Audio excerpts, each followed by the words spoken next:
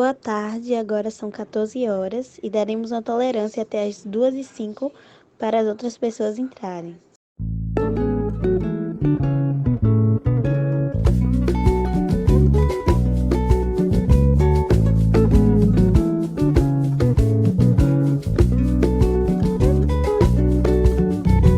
Me lanço feito um kamikaze, sou quase qualquer coisa com o seguinte: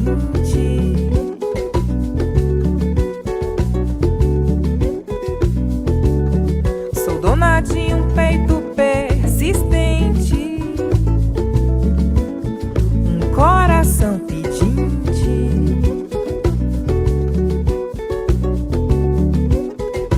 tô no limite de tudo, ponto final, última gota,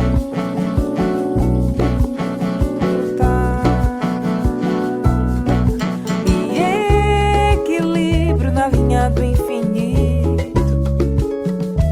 Não sei se cai ou se fica. Confusão, indecisão, promiscuidade, invisibilidade, preconceito dentro e fora da comunidade. Vou falar do dia da visibilidade bissexual.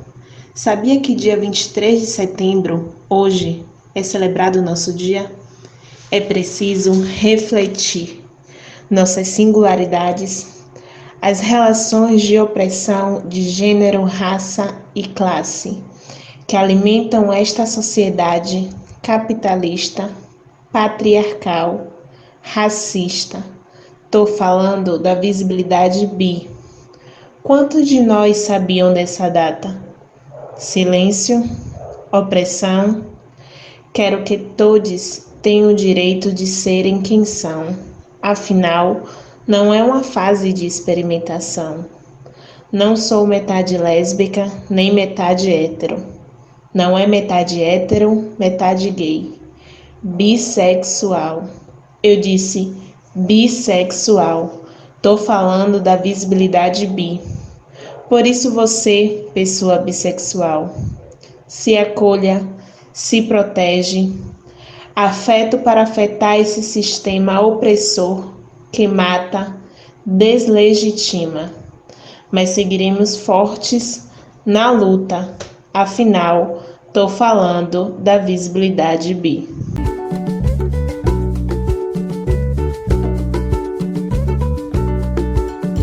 Sou dona de um peito apertado, atado em desejos infinitos.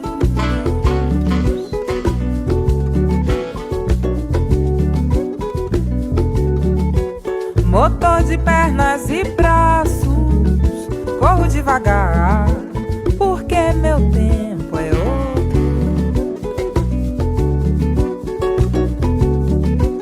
O que eu quero é logo, o que eu morro é lento.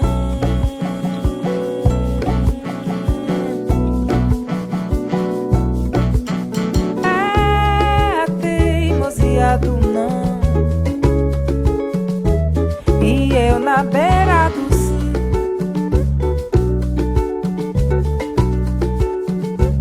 pronta pra dar o salto, na beira do sim, pronta. Boa tarde a todas e todos.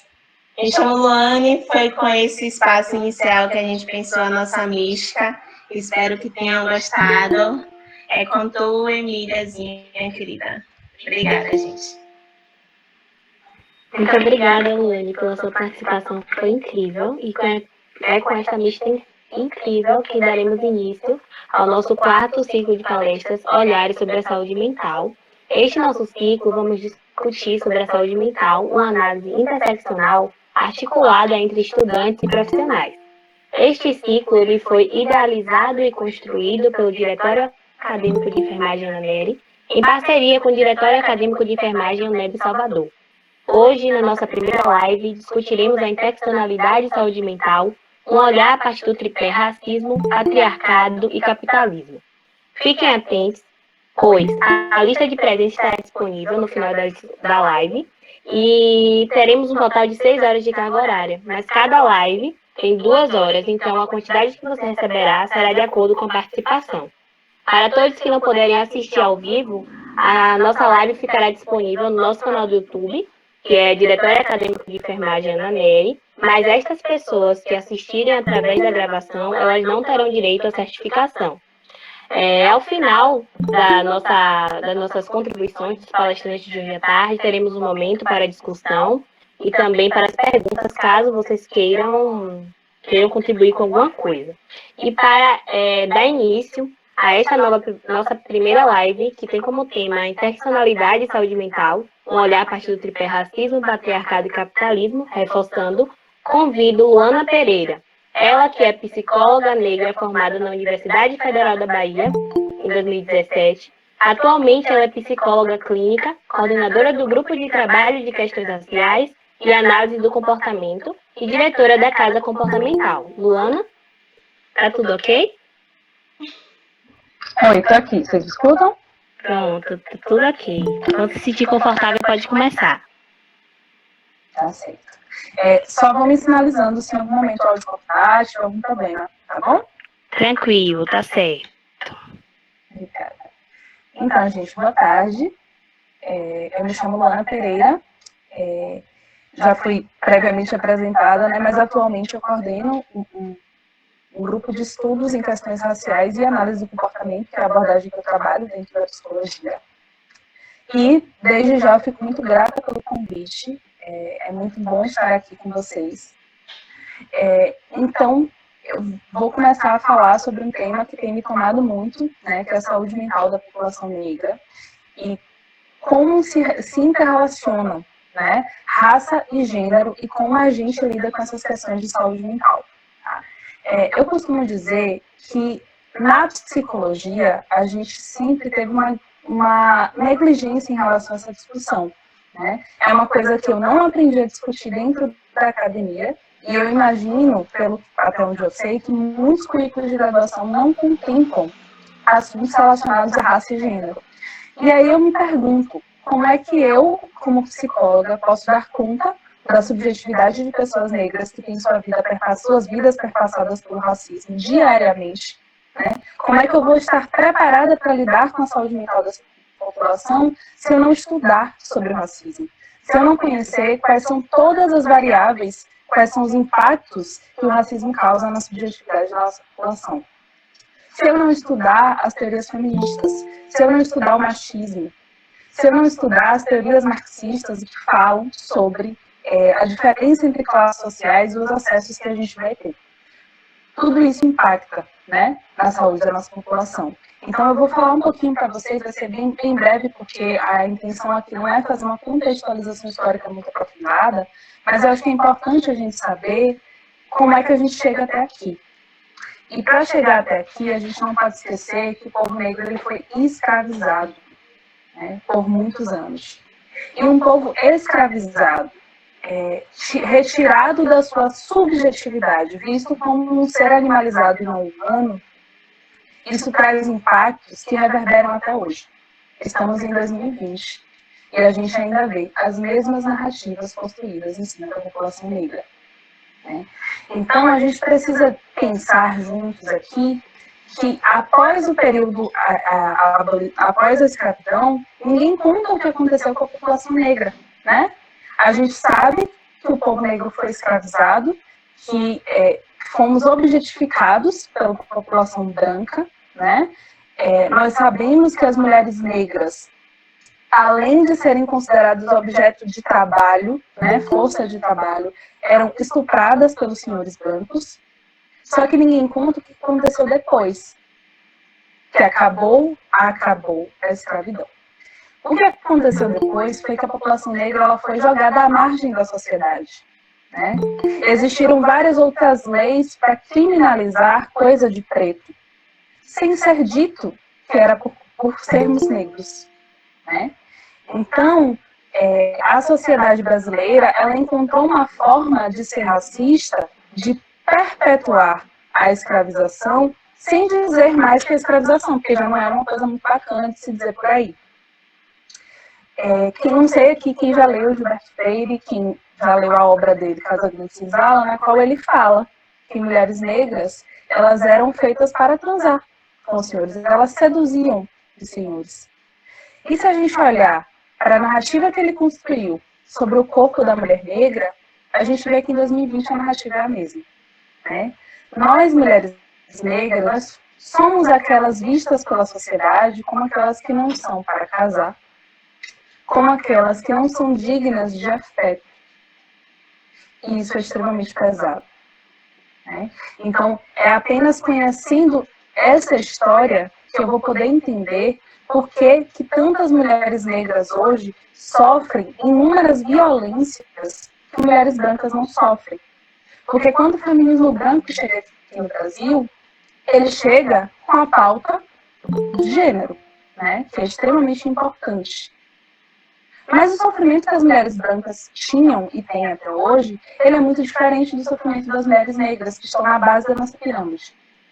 Enquanto uma mulher branca, ela muitas vezes estava lutando por um espaço para estudar, para ter acesso ao mercado de trabalho, as mulheres negras já trabalhavam há muito tempo.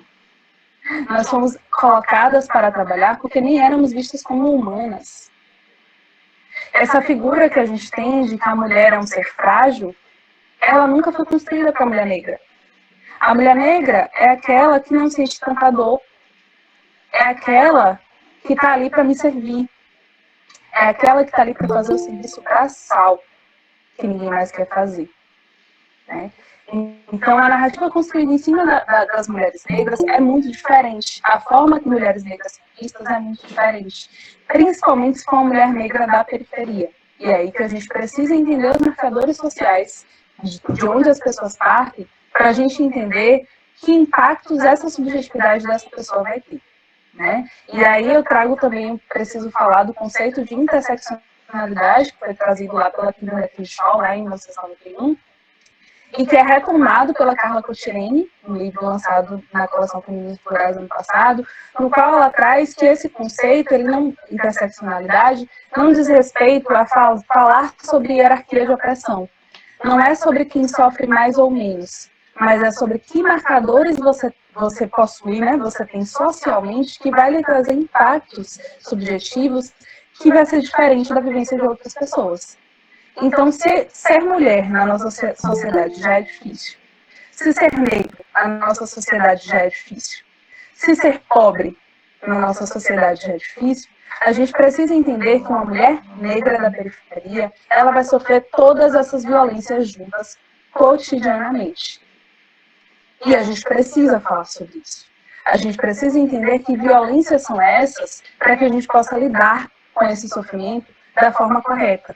Porque não adianta aqui eu achar que eu sei sobre a nossa população sem estudar todos esses impactos e chegar lá, né, por exemplo, chegar uma mulher negra no meu consultório dizendo para mim que ela se sente sozinha, que ela se sente preterida, e eu entender que isso é apenas algo individualizado. É algo que ela não está conseguindo fazer por qualquer motivo que seja dela. Não, eu preciso entender que isso é racismo, sim.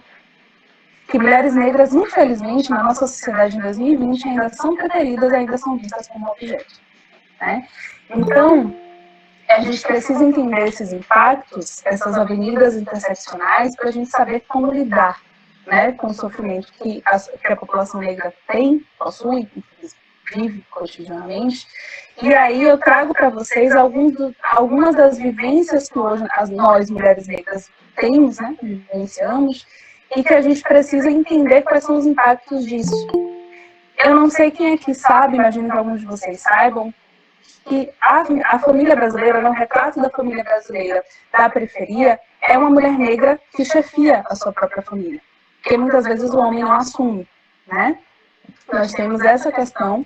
Então, uma mulher negra da periferia, que é mãe solo, né, que precisa trabalhar para colocar comida na mesa todos os dias, ela tem um sofrimento aí que eu preciso conhecer, que eu preciso entender qual é a vivência que ela passa, né? Isso gera nas mulheres negras uma sobrecarga muito grande, uma exaustão, né? E é importante falar também que como nós, mulheres negras, nós fomos desumanizadas, né? A população negra, de uma forma geral, foi desumanizada. A gente precisou entrar numa luta pela sobrevivência. Porque depois que acabou o período de escravidão, a gente precisou correr atrás de trabalhar para viver. Era o que tinha. Né? A gente não ganhou terras como os imigrantes ganharam para chegarem até aqui. Então, a população negra precisou lutar para sobreviver e, infelizmente, nós internalizamos que nós não merecíamos cuidado, né? Que nós não precisávamos, porque cuidado é luxo, né? Autocuidado é visto como uma coisa que pessoas brancas, né, podem fazer, enquanto a gente tem que correr atrás do nosso, correr atrás de sobreviver e botar comida na mesa. Então, infelizmente, a população negra ainda tem muita dificuldade de acessar os serviços de saúde mental, não só pela dificuldade do acesso em si, porque de fato a gente sabe como funciona, como o governo sucateia o investimento público para que a gente não tenha acesso, isso também é uma forma de racismo estrutural, né? Mas mesmo quando a gente pode ter acesso ao serviço de saúde mental, infelizmente a população negra ela não se vê naqueles espaços, principalmente quando esse espaço é majoritariamente branco. Então eu não me enxergo ali, eu não me vejo ali, eu não me vejo como um ser digno de cuidado. A gente precisa lembrar também que a população negra, ela foi criada, enfim, nós crescemos numa cultura que nos exclui e nega a nossa existência o tempo todo. Então, nós estamos sempre na contramão daquilo que é visto como padrão, como o que é bom. Então, o padrão intelectual que a gente tem hoje é o padrão branco. Né?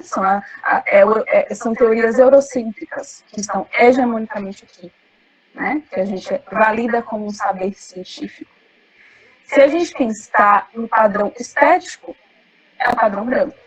É o padrão da pessoa de cabelos lisos e olhos claros. Então, se a gente junta esses padrões, né, essa sociedade que foi construída pela branquitude e para a branquitude, a gente não se vê naquilo. E não só a gente não se vê naquilo, como a gente é o tempo todo apontado como aquilo que não é. Então, a pessoa negra é aquela que não é bonita, é aquela que não é inteligente, é aquela que não é adequada. Eu não sei quantos de vocês aqui já ouviram, mas o tempo todo eu cresci ouvindo que o jeito de uma pessoa negra é um jeito malandro, né? É um jeito que muitas vezes é confundido com um jeito criminoso. Então, até mesmo o padrão de caráter é o padrão branco. A gente não está nesse padrão daquilo que é visto como bom. Então, vocês conseguem pensar no somatório de coisas que dizem pra gente que a gente tem que é inadequado, que não é bom, que o lugar da gente é, de fato, exercendo no máximo um trabalho braçal, que não é demérito nenhum, porém a gente precisa ocupar outros espaços. E toda vez que a gente chega para o espaço que é branco, que é a maioria no nosso país, nos é dito que a gente não pertence ali. Também não sei quantos de vocês, eu sei que a UNEB é uma instituição que tem muitas pessoas negras ainda bem, mas a UFBA ainda é majoritariamente branca, principalmente em alguns cursos. Então, uma pessoa negra que acessa a universidade, por exemplo, por meio da política de cotas, muitas vezes ela desiste porque ela não se encontra ali. A narrativa construída para a gente é que a gente não é capaz, a gente não é bom o suficiente. E aí vem a meritocracia, né, para colocar isso o tempo todo. A meritocracia é mais uma forma de racismo também. Né? Então, muitas vezes, o que o racismo estrutural tão perverso no nosso país faz não é simplesmente nos negar espaços, dificultar os espaços que a gente acesse, que a gente entre. É dificultar também a permanência. Então, muitas vezes, quando uma pessoa negra consegue acessar um espaço de poder, ela incomoda. E, infelizmente, ela sofre. Então, independente de que lugar social a gente ocupe, seja numa classe social mais baixa, seja numa classe social mais alta, ser mulher preta continua sendo fonte de sofrimento. Continua sendo nos colocando suscetíveis a sofrer racismo e machismo. Tá bom? Então, é importante a gente entender quais são esses marcadores, o que acontece com a gente, para que a gente consiga ver que não é possível a gente estar numa sociedade branca, né? A gente estar nesse padrão hegemônico construído e estar com a saúde mental ok. Não tem como uma pessoa negra passar ilesa pelo racismo, ainda que ela não tenha consciência de que ela é negra.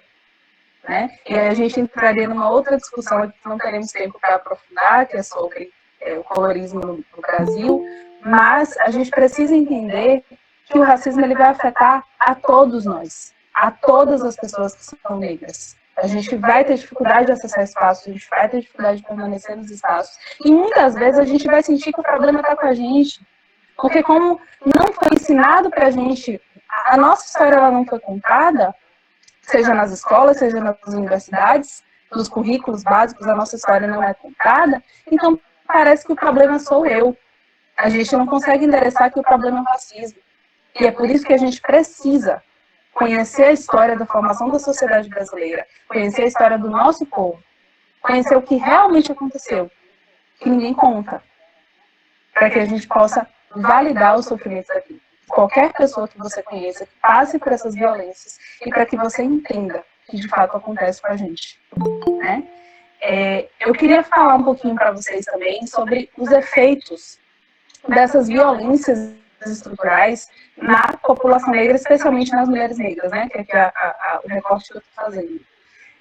Então, eu falei um pouco da sobrecarga de trabalho, né? Porque a gente sabe que muitas vezes a mulher que chefia a família, muitas vezes ela trabalha fora, ela trabalha dentro de casa, ela tem que criar os filhos, né? Então ela precisa estar em diversos ambientes o tempo inteiro e isso é extremamente desgastante. Mas aí você não pode pedir ajuda, porque afinal você é uma mulher negra, então você é forte. Né? Ao contrário da narrativa feita para as mulheres brancas, que são pessoas frágeis, que não aguentam a dor, que não aguentam passar por diversos sofrimentos, a gente é dito que a gente aguenta tudo. Então essa mulher, que muitas vezes ela tem lá uma jornada de trabalho quádrupla, ela não pode nem sofrer, ela não pode se autorizar a sofrer. Porque se ela falar isso, alguém pode dizer, que frescura, que besteira, você está reclamando de quê?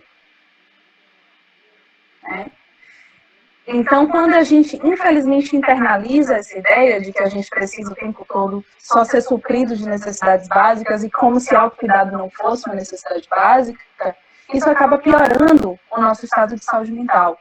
Então, infelizmente, muitos estudos, não temos muitos estudos, na verdade, né? Falando sobre essa correlação, mas alguns poucos já falam que a população negra é a que tem os maiores índices de ansiedade, estresse crônico e depressão. Por quê? Por causa do racismo. Né? E por que existem poucos estudos sobre isso? Racismo também, tá, gente? Porque a gente precisa entender que omitir esses dados, não fazer essas pesquisas, também é racismo, porque você não entende que há uma diferença entre a população negra e a população branca. Um dos grandes problemas que a gente tem na sociedade brasileira é a gente construir uma narrativa de que a gente vive em paz, de que existe uma democracia racial. Porque se a gente pensa que existe uma democracia racial, é como se não houvesse o porquê falar de branquitude ou de negritude. Afinal, somos todos humanos, somos todos iguais. Né? A branquitude se utiliza desse discurso para fazer com que a gente pense que não existe diferença entre a gente, mas existe sim. Existem muitas diferenças. A gente sabe que a gente não é tratado igual pela branquitude. Né? Então, quando a gente fala sobre isso, que não existe democracia racial e que a gente precisa visibilizar esses tipo de estudos, a gente está falando aí de dar direito, de dar acessos. Né? Então, esse tipo de pesquisa que eu acabei de falar para vocês, eu acredito que são pesquisas que precisam se expandir e que eu entendo também que elas começam a acontecer quando a população negra entra nos espaços. Porque se a gente não se reconhece, se a gente não reconhece a nossa história ali, a gente começa a tomar os espaços de poder e contar, como a que eu estou contando aqui para vocês hoje. Né? Então, esse é um dos efeitos, como eu falei, sobrecarga e exaustão, né? É uma coisa que afeta muito as mulheres negras. Uma outra coisa muito forte que acontece com a gente é o auto-ódio. Por quê? Porque a sociedade, ela não me ensina a me amar. Ela me ensina a me odiar. Ela me ensina que o meu cabelo é feio. Ela me ensina que o meu nariz largo é feio, né? Eu não estou falando de mim, porque, enfim, pelo processo de miscigenação, eu não sou uma das mulheres negras que tem muitos traços, né? Que a gente evidencia como traços negros, que é o nariz mais largo, a boca maior, por exemplo. Mas é dito que isso é feio. Então, uma mulher negra, ela cresce ouvindo que ela não está adequada, que ela não é bonita. E que para ser aceita pelo padrão da branquitude, ela precisa mudar. Então a gente aprende a odiar o que é nosso e adorar o que é dos outros, o que é do branco. Né? O que é dos outros não, o que é do branco. A gente precisa também endereçar isso. Então, a gente aprende a se violentar, a passar por processos estéticos extremamente violentos, invasivos e perigosos para tentar se aproximar de um padrão que a gente nunca vai chegar porque a gente simplesmente não pertence a esse padrão. Mas a gente faz isso para evitar um sofrimento maior, muitas vezes. Né? Então, se eu não sou ensinada a me amar, né? Frequentemente eu sou confrontada com essa narrativa de que eu não sou adequada, de que eu não estou no padrão. Se eu chego nos espaços, muitas vezes eu não sou vista como a pessoa que está no padrão intelectual esperado, né? Então eu não sou vista como uma pessoa que tem informação superior. Eu sou vista como o quê? Como a pessoa de serviços gerais, por exemplo, né? E aqui, como eu falei, não é que é demérito nenhum ter qualquer uma dessas profissões, é completamente digno. A questão é que a branquitude sempre nos coloca nesse lugar, como se a gente tivesse o tempo todo que servir, né? E nunca de estar no espaço de poder. Então a gente sofre com isso, que tantas vezes a gente às vezes desiste no meio do caminho porque acha que a gente não é capaz, né? Então temos aí o efeito do auto-ódio. Temos também a dificuldade de nos tornarmos vulneráveis. Porque ser vulnerável para uma pessoa preta é extremamente difícil numa sociedade racista que nos massacra o tempo inteiro. Né? Então, quando a gente fala sobre se vulnerabilizar, a gente está falando de fato, se permitir sofrer, se permitir amar e ser amado. E como a gente foi tão violentado ao longo da vida e foi ensinado a se violentar, inclusive, a gente, infelizmente, tem dificuldade de se vulnerabilizar para as pessoas, de mostrar que precisa de ajuda. E aí, por isso que eu falei também da dificuldade da gente acessar serviços de saúde. Né? A gente tem também uma grande dificuldade de confiar, justamente porque a branquitude está sempre mostrando para a gente que a gente não pode confiar em ninguém. Porque ninguém nos dá, de fato, a mão e nos ajuda, né? Então, infelizmente, a gente tem muito mais dificuldade também, por exemplo, de acessar espaços como os de acolhimento numa terapia, principalmente se o terapeuta for branco, aí já falando algo mais da minha área, justamente porque o que a gente está acostumado a passar é a sofrer violência. É ouvir nos serviços de saúde coisas extremamente desagradáveis, desrespeitosas sobre a gente, para a gente. Né? Muitas vezes a figura branca, a figura do profissional branco, ela causa medo, ela causa raiva. Então é por isso também que muitas vezes uma pessoa negra ela tem dificuldade de permanecer, de acessar e permanecer numa terapia ou em qualquer outro espaço que seja majoritariamente branco. Né? Então eu estou falando disso tudo para vocês, são apenas algumas coisas, alguns efeitos que o racismo e o machismo têm na saúde da população negra, das mulheres negras, para a gente entender que a gente precisa estudar mais isso, a gente precisa falar mais sobre isso, a gente precisa evidenciar que essa realidade existe e que já passou da hora de todos os currículos de graduação incluírem essa discussão. Porque no meu currículo, eu não sei no de vocês, mas o currículo da UFBA até 2018, 2017, foi o ano que eu saí, a gente não tinha uma disciplina sequer para discutir questões raciais. E eu, de fato, não consigo imaginar como um psicólogo pode exercer um serviço, ser empático à dor do outro, se ele não aprendeu a se preparar para atender pessoas que não estão dentro desse padrão hegemônico que foi dito, enfim, foi importado, né, inclusive da Europa, e que foi dito que isso dizia respeito a toda a população, né? Desconsiderando aí, eu não gosto do termo minorias, né? Porque nós somos maioria desse país, nós somos mais de 54% da população, né? Nós temos aí, as pessoas negras, temos também os indígenas, e todos nós somos invisibilizados em nome de uma minoria real, né? Não minoria de poder, mas minoria real, que é a população branca. E dizem que todo mundo aqui é igual, que a gente não precisa fazer diferença na oferta de acesso, a gente precisa. A gente precisa, porque não fazer isso é que é racismo. Então eu estou cansada, eu acho que já passou da hora de tanto a psicologia, que é a minha área, quanto qualquer outra área de graduação, incluir essas discussões, porque, na minha opinião, isso não é uma questão de buscar de uma forma individualizada. Não sou eu, Luana, que preciso me ocupar das discussões raciais. Sou eu, psicóloga. É o meu curso de graduação que tem lá que dizer que para ofertar um serviço de saúde mental adequado para a minha população, né, para a população negra, eu preciso estudar. Eu preciso me capacitar. Isso não é uma coisa individualizada que eu tenho que buscar só. Isso deveria ser algo feito por todas as profissões, em todos os espaços, né? Então eu preciso falar sobre isso, é preciso que a gente esteja nesses espaços para que a gente não deixe mais isso passar, tá bom? E aí uma coisa que eu costumo dizer em qualquer dos espaços que eu vou é que para a gente enfrentar isso juntas, né, e aí falando especificamente da realidade de mulheres negras nesse país, a gente precisa, primeiro de tudo, mostrar a potência do autocuidado e do afeto, tá? Então, quando a gente fala sobre isso, quando a gente visibiliza as nossas questões e a gente está mais entre os nossos, a gente forma uma rede de apoio, é que a gente tem condições de mexer com essa estrutura, né? De mobilizar essa estrutura. Porque quando uma mulher preta ela sobe, ela levanta para outras. Então, é isso que eu quero falar aqui para vocês, é para isso que eu estou aqui. Eu acho que todas nós precisamos nos levantar juntas e ter voz juntas, né? Porque só formando uma rede de apoio, só a gente mostrando que afeto é potente, para além da luta, quando eu digo para além da luta, é uma questão de fato, você ir lá e fazer, você sair nos espaços e gritar que você é uma pessoa digna de ser cuidada, que você precisa ter os seus acessos. Para além de eu dizer isso, eu estou dizendo também que a sua existência é importante, que você é digna de cuidado, que você é digna de afeto.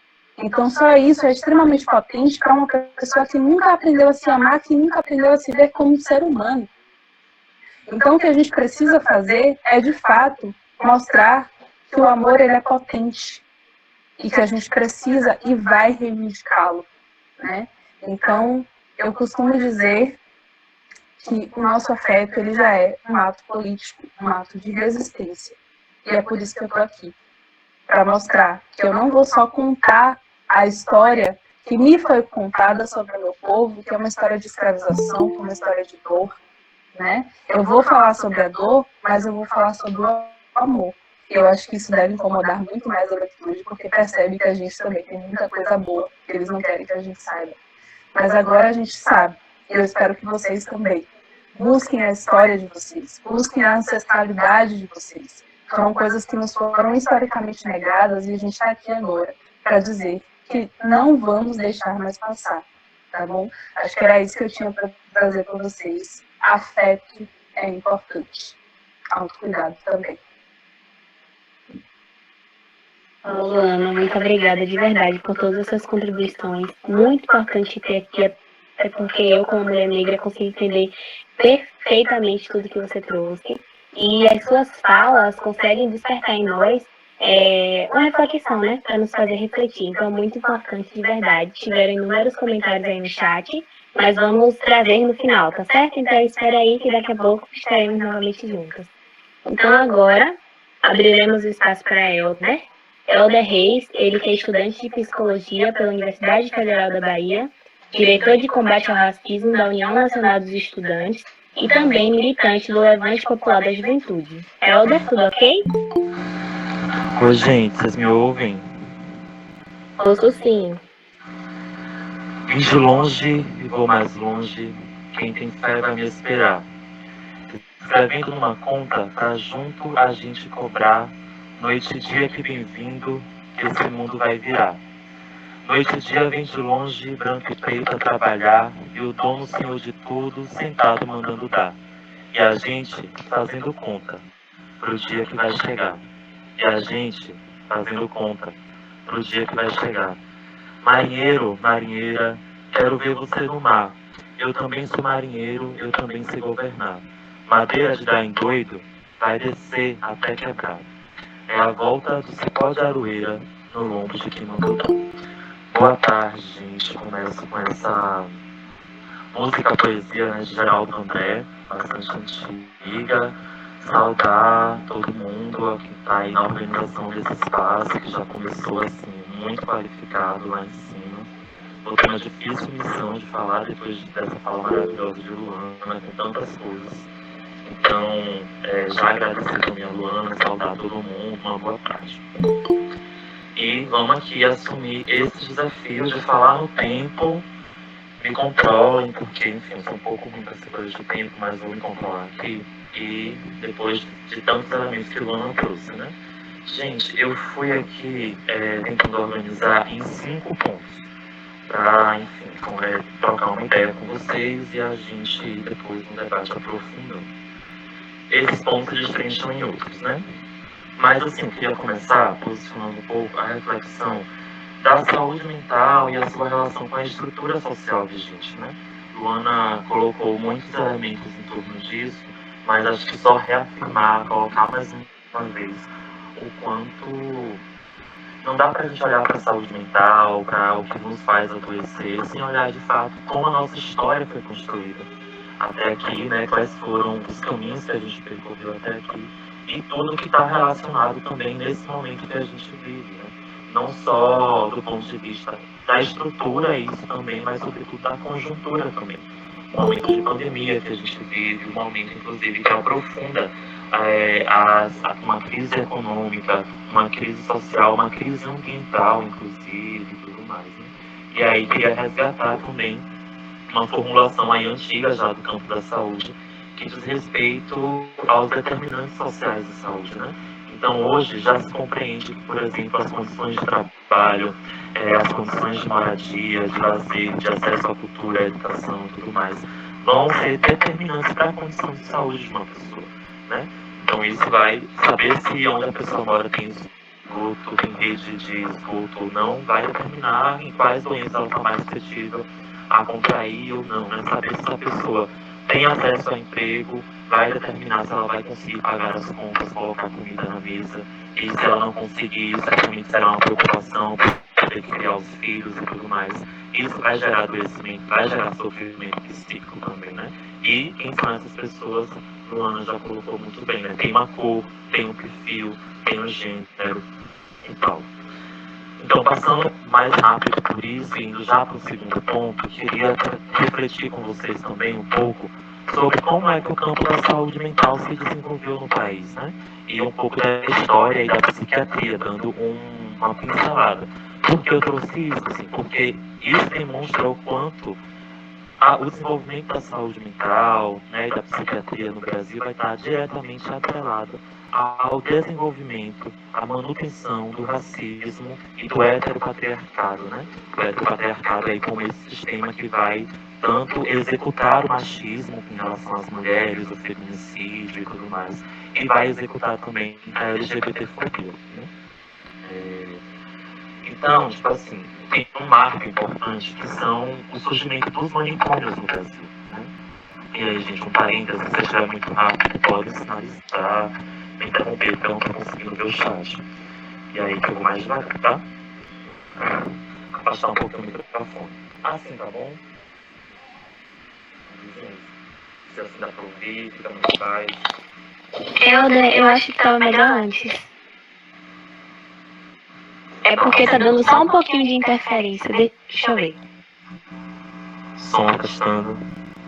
Vai, agora? Vem cá. Tem algum computador perto de um celular, algo do tipo? Tem. Ah, pode ser isso. Melhorou um pouquinho? Não, ainda continua. Calma aí, rapidinho.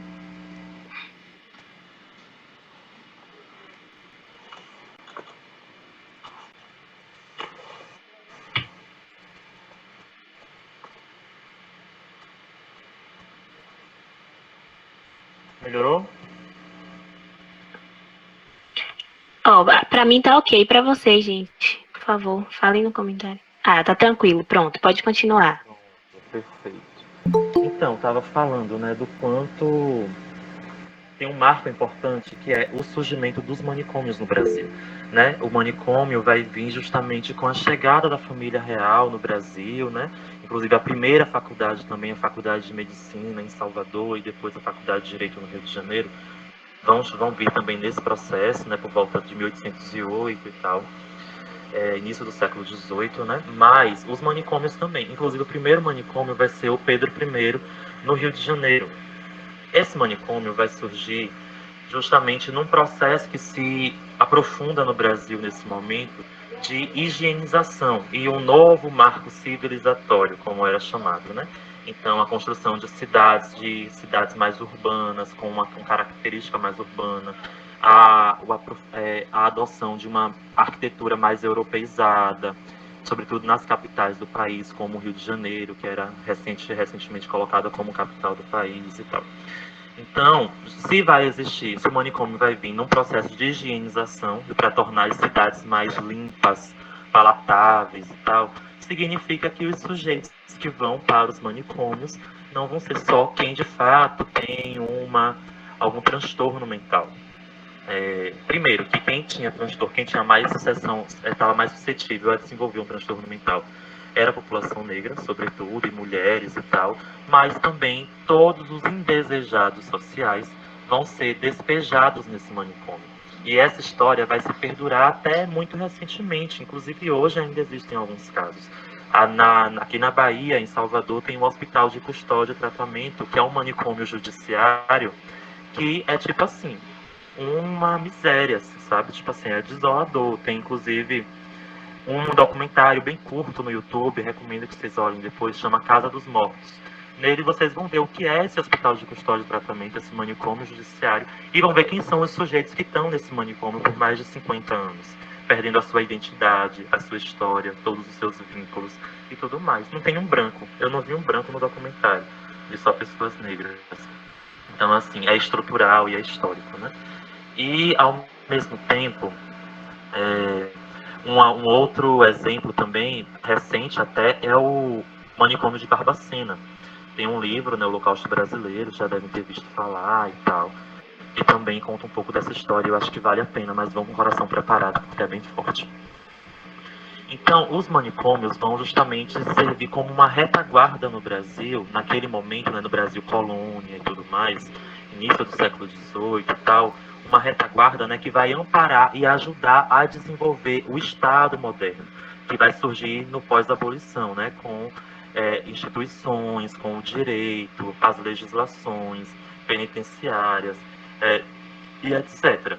Então, o que a gente chama de Estado capitalista, né? O capitalismo ele vai surgir nesse processo, vai ser construído a partir do processo do escravismo, né, da escravização das pessoas negras trazidas do continente africano, e vai se consolidar no pós-abolição com a transição para o trabalho livre, a adoção do trabalho assalariado para algumas pessoas, né, para sobretudo brancos imigrantes e tal. Então, vai sustentar esse desenvolvimento e vai também administrar e executar uma política de branqueamento e controle social, sobretudo ali no início do século XIX, com o racismo científico, né? Então, e com também as políticas eugenistas. Então, no século XIX, a gente vai ter, sobretudo, uma onda no Brasil e no mundo, onde se constitui uma série de debates mais biológicos, né, que ganham um caráter de ciência, se é que se pode chamar isso de ciência também, em que vai usar uma série de argumentos biológicos, inclusive amparados na teoria da evolução de Darwin, que é conhecido como darwinismo social, esse processo, né? Vai se amparar nisso justamente para justificar o racismo, né? Para justificar, inclusive, a eugenia, a esterilização das mulheres negras, o extermínio do povo dos homens negros. Então vai proibir o casamento interracial, por exemplo. Vai dizer que as pessoas negras tinham uma tendência natural à degeneração moral, ou seja, se a pessoa nasce negra, ela por natureza está mais propensa a ser criminosa e tudo mais. É importante a gente olhar para isso, porque para a gente poder refletir como é que isso se constitui, se desenvolve e permanece até hoje no imaginário social, na construção, por exemplo, da mídia hegemônica, né? Eu estava hoje vendo meio-dia, estava na casa dos meus pais, estava vendo meio-dia na casa da minha avó, né, um programa aqui na Bahia que chama Se Liga Bocão, mas que é nessa pegada de jornalismo policial. E tinha tempo que eu não via, fiquei assustado, assim, no quanto esses programas constroem e legitimam um discurso exaustivo de genocídio, de criminalização da juventude negra e tudo mais. E tem relação, tem também uma origem nesse processo aí, da eugenia, do darwinismo social, do racismo científico e tal. Pra vocês terem uma ideia, se acreditava nesse momento aí, né, de eugenia e tal, de que até 2012, se fossem adotadas as políticas de eugenia, até 2012 não existiriam mais pessoas negras no Brasil. Mas era uma ciência tão burra que não considerava nem que o nosso gene é um gene dominante, não recessivo, enfim, uma série de debates mais biológicos aí, que vocês, inclusive, que vocês da área de enfermagem, da saúde, né, das biológicas propriamente, têm mais, inclusive, propriedade. Uma outra questão é justamente, deixa eu só pegar aqui, subir um pouco. Passando por isso do racismo científico, das políticas de branqueamento e tal, isso vai se ampliar e vai desenvolver também a psiquiatria e vai extrapolar, né? Vai para o direito, vai para a legitimação da violência. Inclusive, no pós-abolição, vão existir duas leis fundamentais, né? A primeira lei que abre o Brasil para os imigrantes europeus para virem como trabalhadores, e aí tem a imigração italiana, por exemplo, e tal. E, para e passo a isso, tem uma outra lei que vai dizer que pessoas negras de qualquer parte do mundo estavam proibidas de entrarem no Brasil, né? Então isso corresponde a um ideal aí de tentar embranquecer, tornar o Brasil aí o mais próximo desse ideal de civilização europeia e tal. Dando um salto mais histórico, já século XX e tal, pós-ditadura militar e tudo mais, a gente tem um marco fundamental que é a reforma psiquiátrica, que acontece junto à reforma sanitária também. E que vai ser, eu coloquei isso porque tanto a reforma psiquiátrica quanto a reforma sanitária vão se concretizar, vão ser estabelecidas como lei no Brasil e tudo mais, graças a um processo de ampla mobilização da população brasileira, dos movimentos sociais, dos coletivos de usuários de saúde mental que existem até hoje, formados em sua maioria por mulheres, por pessoas negras, pobres e tudo mais, né? Então isso que vai ser o fruto. Estou posicionando isso porque isso dá a dimensão da saúde, que a gente afirma tanto, né? A saúde como capacidade de luta. A saúde mental como capacidade de luta. De lutar por seus direitos, por conquista de uma vida digna e tudo mais, né? Fora isso, não tem muita condição, assim. E aí, dando já um salto, um terceiro aspecto que eu queria trazer era a dimensão, assim, do quanto existe uma lógica no sistema capitalista e na sociedade que a gente vive atualmente, que é a de produzir doença para vender a saúde, né? E isso em várias dimensões. Primeiro, porque existe uma indústria que produz de forma muito intencional a doença em vários sentidos, porque ela também gera lucro em várias dimensões. Então, se a gente for pensar o agronegócio, por exemplo, gera lucro tanto na venda e distribuição de agrotóxicos, quanto também na medida em que as pessoas se contaminam com a administração dos agrotóxicos, com o consumo do agrotóxico, e aí precisam comprar medicamento, enfim, movimenta toda uma indústria, né? Outro exemplo é o próprio genocídio. Assim. O genocídio também é vender doença para, na verdade, produzir doença para vender saúde. Porque, como o Luana bem colocou, o genocídio que existe no Brasil desde da sua invasão em 1500, é sistemático e produz uma subjetividade que, primeiro, retira a nossa humanidade, né? Coloca que jovem negro só nasce para morrer, né? Para não chegar na vida adulta sequer e tudo mais. Então, retira a nossa condição de humanidade, a nossa possibilidade de projetar, fazer projetos para a nossa vida e tudo mais. Destrói famílias negras, inclusive, impactando mulheres negras, que são, em sua maioria, a chefia das famílias, como Luana também já colocou, e tudo mais. Então, assim, além de você causar um processo enorme de extermínio, você também ainda vai manter uma população imensa, a maioria da população brasileira, numa condição de saúde mental extremamente fragilizada. E isso é importante a gente olhar, tem um sentido político, especificamente. E eu vou explicar por quê, mas vou explicar propondo uma reflexão para vocês, né? E aí no debate a gente aprofunda.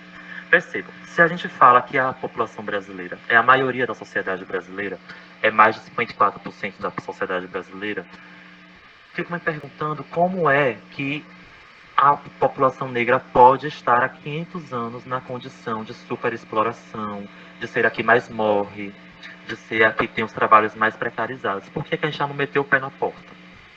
Por que é que a elite econômica do Brasil, a burguesia brasileira, a elite branca, consegue continuar dominando a população negra, subjugando a população negra? É só pela força, pela violência? Também, porque a violência existe desde 1500, né, num caráter estrutural. O genocídio existe desde lá. Mas não é só a violência, não é só o extermínio físico. É também a negação da nossa humanidade. É necessariamente a nos colocar constantemente numa condição de sub-humanos, de indigentes, de incapazes, de indignos e indignas e tudo mais. Então isso também, a dimensão subjetiva, ela é fundamental para manter um povo na condição de exploração, de dominação. Necessariamente. Não é à toa que a gente aprende desde que nasce que a gente é descendente de escravos, e não de pessoas escravizadas, né? Colocam a condição de escravização como uma condição natural às pessoas negras. Não é à toa que a gente nasce sendo ensinados a olhar para baixo, né? Tipo assim, sendo ensinados que os nossos traços são feios e tudo mais, com a nossa autoestima sendo cada vez mais diminuída. Então isso é intencional. Isso serve a um projeto de morte, a um projeto de dominação, que significa a perpetuação do capitalismo necessariamente. Então é isso que significa produzir doença para vender saúde, né? A outra questão é de que a saúde universal e gratuita como um direito, o Sistema Único de Saúde, estão em constante disputa, desde que foram aprovados e transformados em lei. Desde sempre. Não é à toa que o SUS sofre com falta de financiamento, com precarização, com uma ofensiva ideológica, um discurso na mídia que faz com que o SUS seja cada vez mais atacado, que afirma que ele não presta, que ele é insuficiente e tudo mais. Na medida em que isso acontece, os planos de saúde são fortalecidos e vendidos como alternativa. Não vamos esquecer que no início do governo Temer, pós-golpe do governo Dilma, 2016, Temer coloca um projeto no Congresso Nacional para justamente fazer com que os planos de saúde fossem obrigatórios no serviço público e tudo mais, né? Então, correspondia a essa intenção também. Vou dar uma corrida porque estou ligado que meu tempo está acabando. Uma outra questão também do produzir doença para vender saúde é também a transformação, a tentativa insistente de transformar os saberes coletivos e ancestrais em indústria, né? Aqueles saberes de autocuidado, coletivos, ancestrais, construídos pelas mulheres negras, passados de geração em geração, constituídos e preservados pelo nosso povo, na medida em que ganham mais espaços, são cada vez mais transformados em indústria, né? Um exemplo clássico, que tem até uma série na Netflix que é bem boa e que o primeiro episódio trata disso. A série Indústria da Cura. Não sei se vocês já viram. Mas um exemplo clássico é o debate da aromaterapia, dos óleos essenciais. Os óleos essenciais é uma tecnologia que existe há mais de 4.000 anos e que surgiu inclusive no continente africano. Os egípcios usavam já os óleos essenciais há muito tempo para uma série de coisas. outros povos africanos também usavam os óleos essenciais, e cada vez mais eles têm ganhado espaço e visibilidade. Na medida que isso acontece, os óleos essenciais ficam cada vez mais caros, uma sessão de aromaterapia sendo R$ 200, então vai sendo restrito, né? Então, como o capitalismo também se apropria das nossas pautas, da nossa resistência. Então, nossa missão é não deixar isso acontecer. Um quinto aspecto, já para ir encaminhando para o final... não, na verdade, um quarto aspecto, eu nomeei aqui de máquina de moer gente, né? Quais as implicações do nó, que aí, quando eu falo nó, eu estou falando também de interseccionalidade, né? É a compreensão de que capitalismo, racismo e heteropatriarcado caminham juntos. Um não é maior que o outro. Um precisa do outro necessariamente para poder existir. Isso no caso do Brasil especificamente, porque isso vai mudar um pouco aí em cada contexto. Se a gente for olhar esse contexto, né, essa relação do capitalismo, racismo e heteropatriarcado nos Estados Unidos, vai ser diferente porque passou por outro processo de formação social e econômica. Então, eu chamo de nó também isso, que é também interseccionalidade, tá? Então, tipo assim, as implicações do racismo, do capitalismo e do heteropatriarcado na construção da saúde mental do povo brasileiro. Primeiro, o apagamento da nossa história, que é sistemático, que inclusive, cumpre essa função de projeto, de nos manter na condição de dominação e que constitui uma narrativa que afirma todos os dias de que nós somos pessoas, que não somos pessoas, em primeiro lugar, que não somos pessoas dotadas de humanidade, né? Portanto, a gente pode morrer, portanto, a gente pode ser confundido com um assaltante e ser preso por conta do cabelo que é igual. Portanto, a gente pode ser amarrado num poste e apedrejado por conta de uma acusação de furto e depois se descobre que não furtou coisa nenhuma e mesmo que tivesse furtado, enfim, não vou entrar nesse debate, mas é um debate que dá pano para manga. A segunda coisa, né, nessa máquina de moer gente uma afirmação assim, que a gente está sempre correndo e cansados, né? Então é a noção de que o capitalismo não existe para nos dar tempo, para poder nos dar conta das contradições que nos rodeia, para poder querer transformar a sociedade. É justamente a negação desse tempo que faz também ele se manter. A gente precisa produzir, gerar cada vez mais lucro. Então a gente não tem tempo para se organizar, para construir um debate como esse, para participar de um debate como esse, para construir um movimento social, para fazer um ato, para fazer qualquer coisa, né? Porque a gente precisa botar comida na mesa, a gente precisa trabalhar 40 horas semanais, a nossa criatividade é sugada e tudo mais. Os perigos, e aí tem um último ponto para entrar já no finalzão mesmo, que é assim, uma reflexão também, que é os perigos do liberalismo como saída para os problemas estruturais da sociedade. Isso significa que a gente constrói uma série de pautas, denuncia o racismo, denuncia o machismo, a LGBTfobia, e quanto mais essas denúncias elas alcançam visibilidade, alcançam projeção e tudo mais, muitas vezes as saídas são apontadas saídas liberais, né? Saídas individuais. E isso é um perigo. E aí vou exemplificar para a gente ir compreendendo melhor e debater mais, para ver se é isso mesmo, se não é. Mas assim, o Black Lives Matter, que foram as mobilizações que aconteceram nos Estados Unidos, aconteceram no Brasil também, ainda tem acontecido lá e tal, gerou assim uma série de debates na sociedade, uma ampliação do debate antirracista muito grande, e isso foi fundamental. Mas muitas vezes a saída que foi apontada pelo capitalismo foi colocar mais pessoas negras nas propagandas. Então, as propagandas da Natura, da C&A, na TV, logo depois disso, eu vi assim pessoas negras aos montes fazendo propagandas. Isso é incrível, isso é importantíssimo. Para a gente que cresceu, nossa geração que cresceu sem referências, a gente sabe o quanto isso é importante.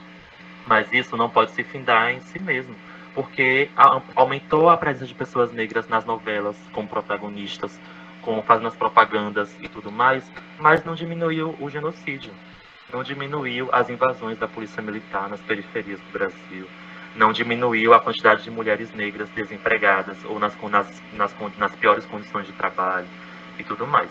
Então, assim, é uma transformação insuficiente. A gente quer transformação estrutural. A gente quer que os jovens negros não sejam hoje a maioria dos que morrem assassinados no Brasil, que as mulheres negras não estejam na base da pirâmide social e tudo mais, né?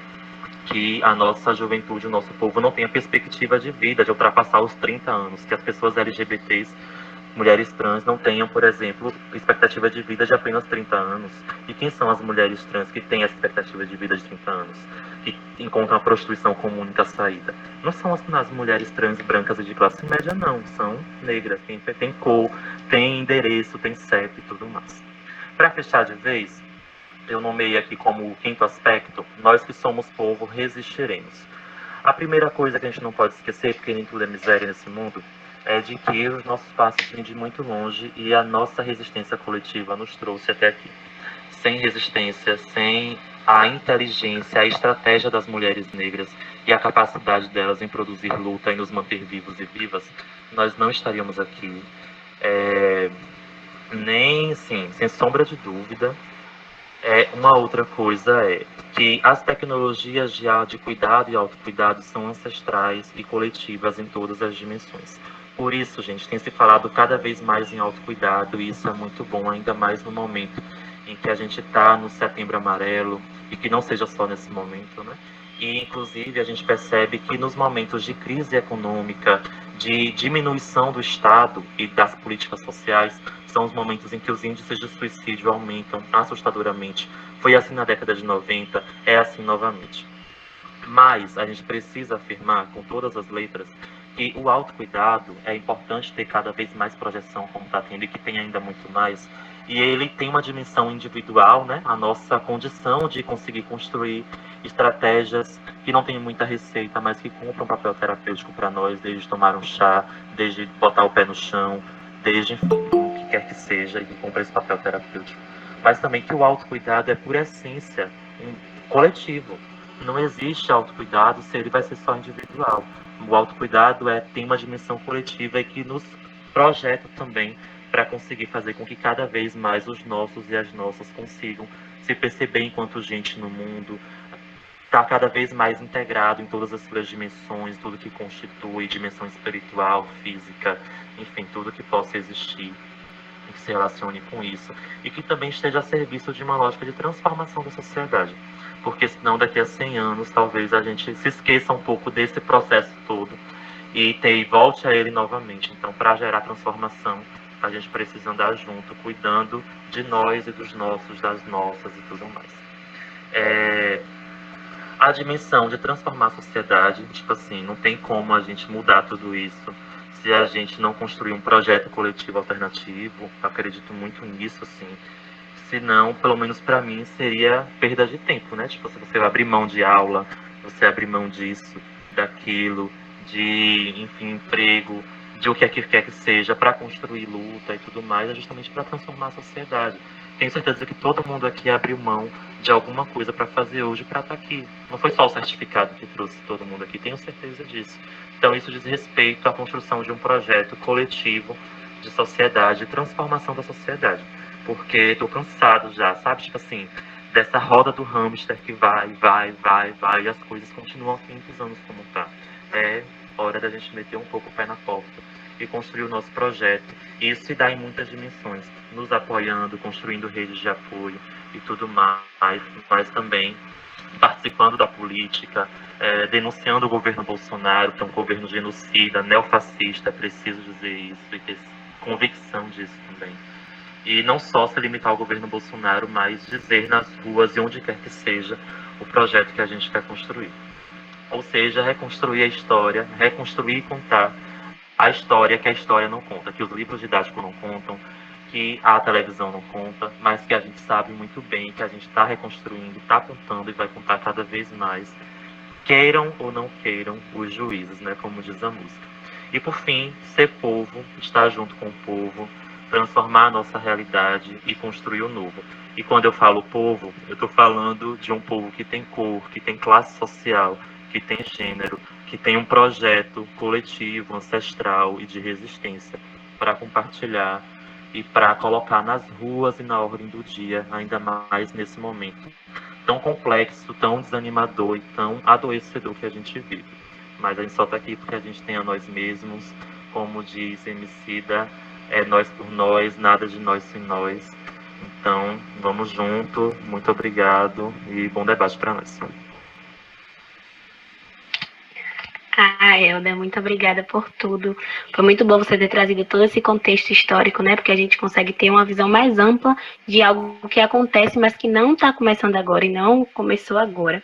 Nós tivemos inúmeros elogios aqui, não só para você, mas também para a Luana.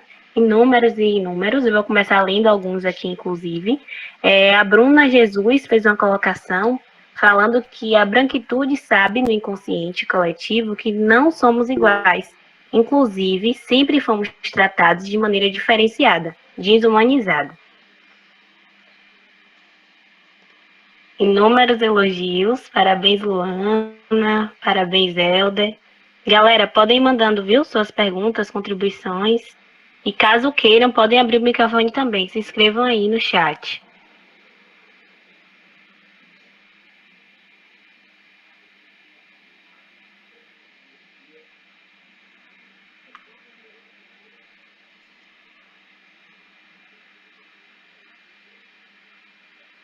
A Marli Ribeiro colocou que há e existe, né, uma mercantilização da saúde, algo muito importante a ser debatido.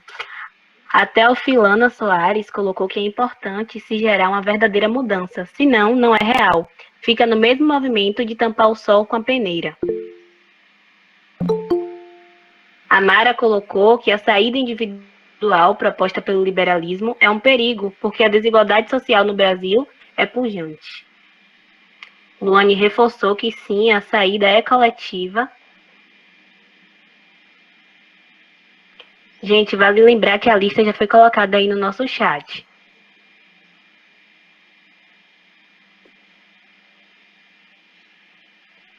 Podem se inscrever, viu? Estamos esperando. Luane se inscreveu. Pode falar, Luane.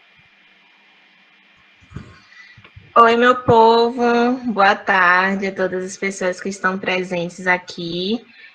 Como a Emília falou, eu sou Luane, sou da UNEB, curso em enfermagem, né? Eu acho que boa parte aqui ou é da área da saúde ou está aí fazendo enfermagem.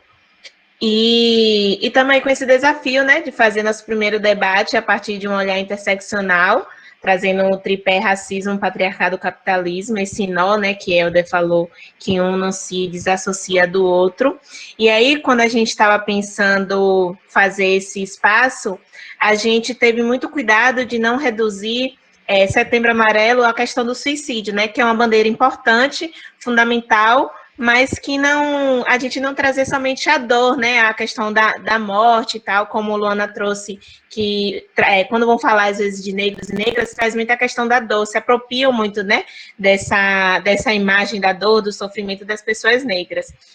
E aí, antes eu não poderia deixar, né, de parabenizar as contribuições de Luana e Helder por trazer elementos tão importantes, que nos fez pensar e fritar um pouco mais sobre esse tema.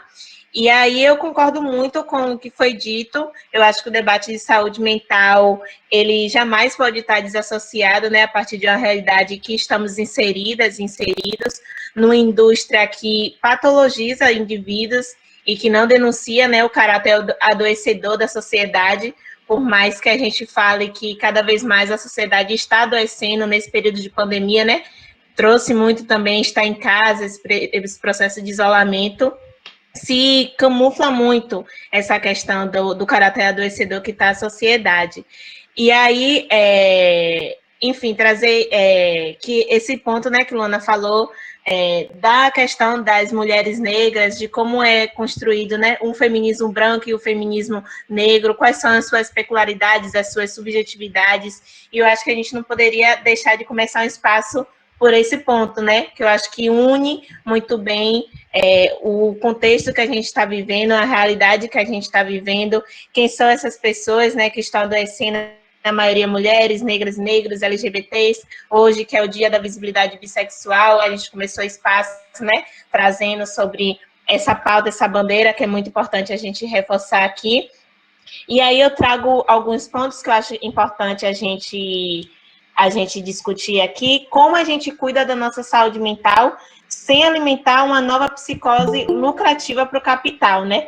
Como o Helder trouxe, tudo que o capitalismo tenta se apropriar foi mal, gente, chegou a notificação aqui, tenta se apropriar das nossas pautas, das nossas lutas, então a questão do autocuidado, a questão da autoprodutividade na questão agora da quarentena, então eu preciso me cuidar muito, a skincare, preciso lá em cima, eu preciso fazer 1001 exercícios, eu preciso estar todo dia bela e bonita, né, e que padrão é esse de beleza que eles estão colocando aí? Então, como o capitalismo, ele se apropria disso e cria uma utopia do bem-estar, né? Que isso adoece demais nós mulheres, enfim, nós pessoas LGBTs, nós negros e negras. Então, como isso aprofunda essa questão, né? A utopia do bem-estar. E aí, eu concordo muito com o que foi dito, que a gente não pode fazer somente uma leitura individual, é preciso fazer uma leitura coletiva, trazer, por exemplo, nessa questão agora de quarentena, falar de saúde mental, falar sobre a questão da fome, por exemplo, que muitas pessoas não estão tendo condições de ficar em casas isoladas, por mais que achem que a pandemia não acabou, né? Mas com que condições as pessoas têm de ficar em casa? Falar de saúde mental também, falar da violência física, psíquica que as mulheres estão sofrendo, que tem crescido cada vez mais nesse período de isolamento. Falar de saúde mental falar do esvaziamento das universidades. Quem são essas pessoas que estão saindo, que não têm condições de permanecer na universidade, mesmo com aula remota? Quem são essas pessoas? Então, traçar esse diagnóstico. Falar de saúde mental falar da precarização das políticas de saúde, do sucateamento do SUS. Então, que políticas de saúde estão sendo inseridas para essa população, né? Foram algumas reflexões que foram surgindo aqui na fala de vocês, e aí eu fiquei eu trouxe uma pergunta aí aberta para discussão: quais são os avanços que a gente teve, né, nesses últimos anos, acerca da saúde mental, fazendo um recorte de gênero e raça, assim, quais são os avanços que a gente tem e os limites também que a gente precisa avançar nesse debate. Obrigada, gente.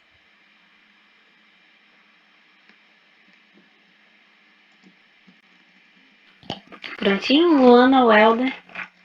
Ou os dois, de cada vez, quem quiser se colocar para responder. Tudo tranquilo, viu?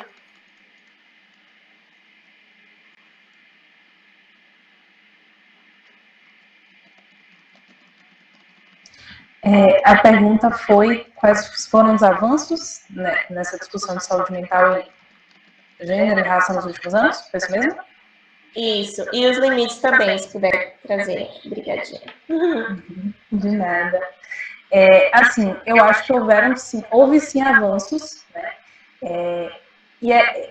Como eu trouxe enquanto eu falava, que assim, esses avanços eles só puderam acontecer no momento em que pessoas negras adentraram esses espaços, né? Então, houve sim avanços porque a gente chegou lá e não se viu representado, não se viu naquilo que se dizia, né? Como você está trazendo aí, você trouxe essa questão de fato, a gente não se via nessa ciência que era produzida.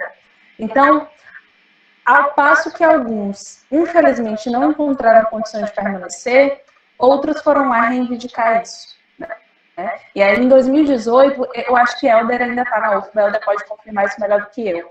Mas em 2018, eu já não estava mais lá, surgiu uma disciplina na UFBA de questões raciais, né? De caráter optativo, mas viu-se, assim, algum professor, né? Houve algum tensionamento para que houvesse uma disciplina falando sobre questões raciais, ainda que de caráter optativo ela surgiu. Então, a gente já vê que de 2018 para cá, há uma mudança na forma como a gente entende as questões de raça e gênero. Agora, o currículo de psicologia, até onde eu conheço, até onde eu sei, ele não contempla nenhuma dessas questões. Né? E aí eu me lembro que na minha graduação eu precisei fazer essa disciplina em outro curso, que foi o curso de serviço social, que tinha uma disciplina para falar sobre essas interseções, e que eu acho, inclusive, que é insuficiente, né, para dar conta de toda a complexidade. Então, eu vejo esses avanços, Luane, justamente porque a gente começou a acessar esses espaços, através das políticas de reparação histórica, né, através das políticas assistenciais, a gente conseguiu adentrar esses espaços, e no momento que a gente entrou né? No momento que a gente está em espaços que nos permitem trazer essa discussão, aí essa discussão começou a aparecer, né? Mas com relação aos limites que isso tem, as limitações que a gente encontra, eu acho que ainda estamos trazendo isso muito para nível individual, para nível de cada um busque se capacitar por si próprio, né? Aí eu só posso falar da psicologia, que é a minha área de atuação, vocês de enfermagem conhecem, talvez conheçam a realidade melhor do que eu aí de vocês, mas na psicologia, o que acontece o nosso CFP, o nosso Conselho Federal, ele publicou uma resolução lá em 2002, vejam que eu estou falando aí de 18 anos atrás, publicou uma resolução para falar sobre racismo, especificamente para falar que o psicólogo não pode nem deve ser conivente com práticas discriminatórias, com práticas racistas. Essa resolução, quase todos os psicólogos que eu conheço desconhecem. E isso é grave. Mas para vocês verem, tá lá, o CFP aprovou essa resolução, mas quase ninguém tem acesso, e o CFP é como se não houvesse uma obrigação. É uma obrigação, mas que acaba ficando para você. Eu vou ler ou eu não vou ler, depende do meu interesse. E da minha interpretação, inclusive, né? Porque tem gente que acha que racismo é só chamar um outro de macaco, infelizmente. Então, houve essa resolução lá em 2002. Em 2018, o CFP da gente criou também um guia de referências técnicos para a atuação dos psicólogos em questões relacionadas à raça, né, a racismo. Porém, quase ninguém que eu conheço também leu esse guia. Então, acaba que, pelo menos na minha área de atuação, a discussão ela fica muito para o psicólogo que lute para buscar esse conhecimento, se ele quiser. E a gente sabe quem que busca esse conhecimento, né? É quem é preto. Porque quando a gente fala de racismo, parece que é sempre um problema do preto, sendo que, na verdade, racismo é um problema do branco. Então, o branco é quem deveria, principalmente, estudar as questões de raça. Porque a branquitude no nosso país, ela se vê desracializada, né? Ela se vê como, ok, eu sou um ser humano. Já o preto é o ser humano preto, né? A gente categoriza. Então, eu acho que a limitação que a gente ainda encontra é essa. É que essa discussão ela ainda fica muito restrita a quem de fato sofre isso na pele. Tanto que nos mais diversos espaços que eu costumava ir ver discussões relacionadas a racismo e gênero, a gente via quem estava lá, né? Aí, por exemplo, mulheres negras, pessoas negras, né, de uma forma geral. Então, eu acho que a limitação que a gente ainda encontra é essa. Eu acho que a gente ainda precisa fazer, não, a branquitude, na verdade, precisa entender, porque também a gente não tem obrigação nenhuma, né, de pedir para que os brancos estudem, mas eu acho que a branquitude precisa entender que ela precisa, sim, estudar racismo. E eu acho que isso é algo que ainda não está acontecendo. Eu vejo muito pouco, não sei a experiência de vocês, quem mais puder comentar, mas do que eu tenho visto e estudado, de fato, é uma discussão que ainda está muito a nível individual e isso não pode acontecer. Gente, eu não tenho só para dizer que eu não tenho nem muito o que comentar. A Luana foi assim, perfeita, falou tudo e mais um pouco, é exatamente isso, assim, né? Só para trazer um elemento, ela falou, pincelou um pouco da psicologia, da iniciativa que rolou e tal. E assim, a psicologia, por exemplo, por muito tempo, eu perdi as contas do quanto já tive embates com professores por conta de racismo. Assim. Primeiro, por conta de uma incompreensão. Primeiro, porque existe, acho que não só na psicologia, mas em todas as áreas do conhecimento, um processo que legitima o lugar de ciência apenas para as teorias europeias ou norte-americanas. Na psicologia existe um campo, que é a psicologia crítica, que é uma psicologia latino-americana, que desde sempre é invibilizada e deslegitimada enquanto ciência, enquanto teoria, pelo conjunto dos professores, em sua maioria, pela academia e tudo mais. E isso é intencional também. É porque é uma psicologia que fala da nossa realidade, fala do nosso povo, se propõe a transformar a sociedade. Então, por isso que ela encontra resistência. Já tive aulas, por exemplo, de professor dizer que um estudante, citar um caso, né, de um estudante ou de um jovem que estava fazendo terapia e que aí na terapia ele trazia sempre que estava sendo perseguido, que ia na rua e estava sendo perseguido. Ia na rua e as pessoas ficavam olhando para ele insistentemente, todo mundo olhava para ele, se sentia perseguido, não sei o quê. Qual foi o diagnóstico imediato? Neurose, esquizofrenia. Está com esquizofrenia. Aí um dia, e a professora colocando esse caso como mais um caso de esquizofrenia, e tudo bem, vamos seguir a vida, veja como é que a esquizofrenia opera, se constitui, que é como é que a gente trata e tudo mais. Aí um belo dia um colega, branco inclusive meu, né, da minha turma, perguntou, professora, qual é a cor desse estudante? Aí, por um acaso, esse estudante é negro, assim, né? Então, a primeira coisa que se passou é de que não poderia não ser necessariamente um caso de racismo, né? Das pessoas segurarem a bolsa por quando ele se aproximasse, ou de fato olharem para o cabelo dele, reprovarem e tudo mais. Mas é um transtorno mental e não um efeito do racismo. Então, o quanto isso, que eu acho, estou falando isso, na verdade, que é uma coisa que me ocorreu agora, do quanto isso é um perigo também, assim, a condição de patologização. Porque essa questão do avanço é uma coisa complexa, assim, porque ao mesmo tempo que a gente avançou em várias coisas e por conta da gente ocupando os espaços, existe um processo que também tem avançado, que é de patologização do nosso povo.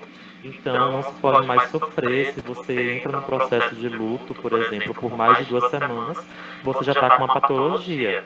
Se você, se você consegue, se você acusa que as pessoas estão te olhando muito, não é por conta da sua questão de negritude e tal, ou porque as pessoas te oprimem nos espaços, mas é porque você tem esquizofrenia, tem um transtorno, que é um transtorno das pernas inquietas, que basicamente é a pessoa que balança as pernas sem parar, e que pode estar relacionada a um contexto de ansiedade. Enfim, tem um processo de patologização da vida e de medicalização que tem aumentado cada vez mais, e a gente precisa debater sobre isso, porque, assim, isso também é um processo de docilização das pessoas, né? Tornar as pessoas mais dóceis, dominadas, né? Ajustadas à realidade social, ao sofrimento, às desigualdades, etc.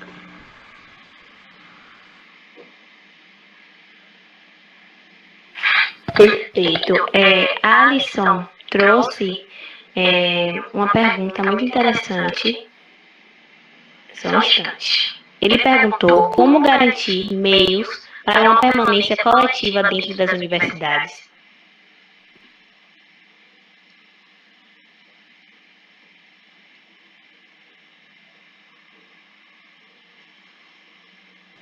Para já ir respondendo, é isso? Isso, pode ir respondendo. Pronto.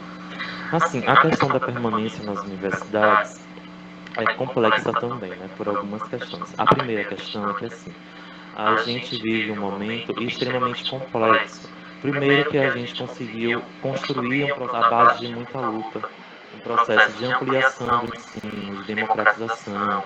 Então, tanto o ensino público, superior público, quanto o ensino superior privado passaram por um processo de democratização, com todas as contradições. A política de cotas é um exemplo disso, o FIES é um exemplo disso, o ProUni é um exemplo disso, e tudo mais. Mas a gente percebe com esse processo que não basta entrar, é preciso permanecer.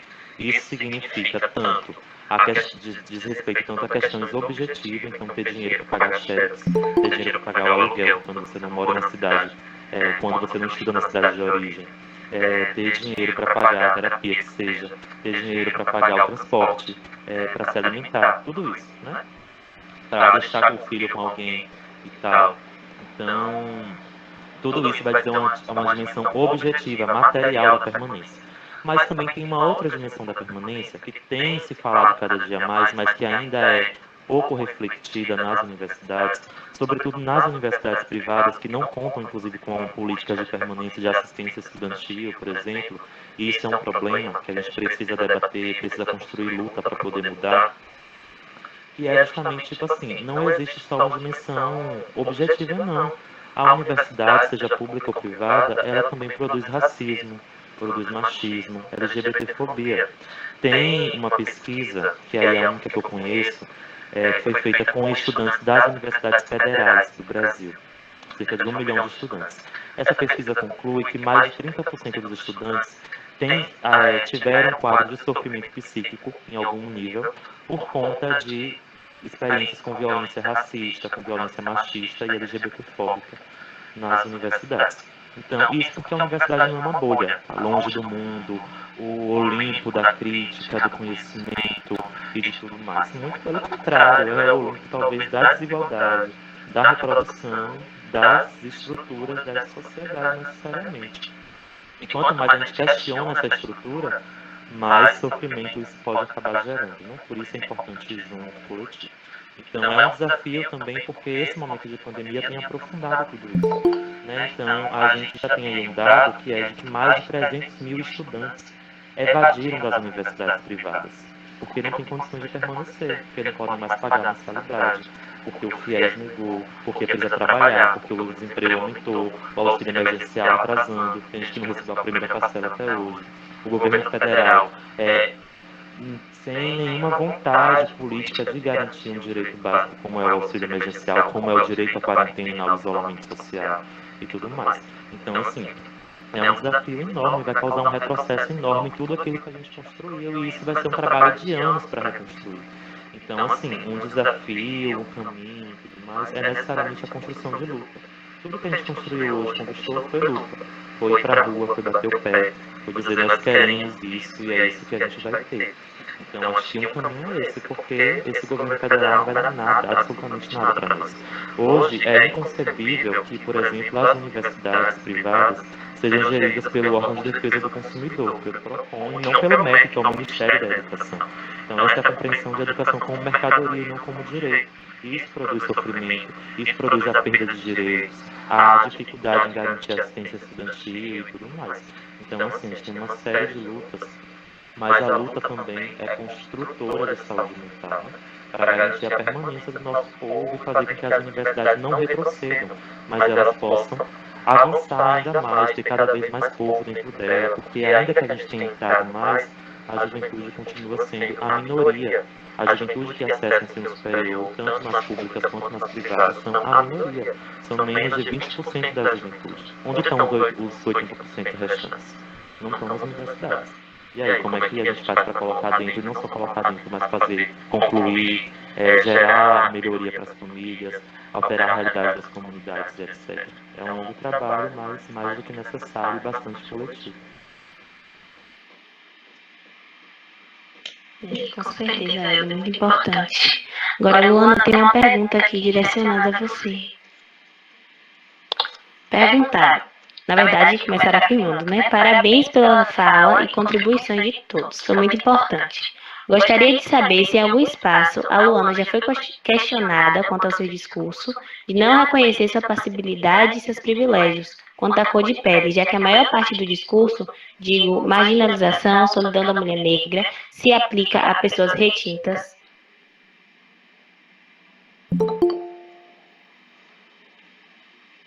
Massa, a pergunta é se eu já, em algum espaço, fui questionada em relação à passividade, foi isso? Isso. Massa. Não, nunca aconteceu, mas é algo que eu gosto muito de falar.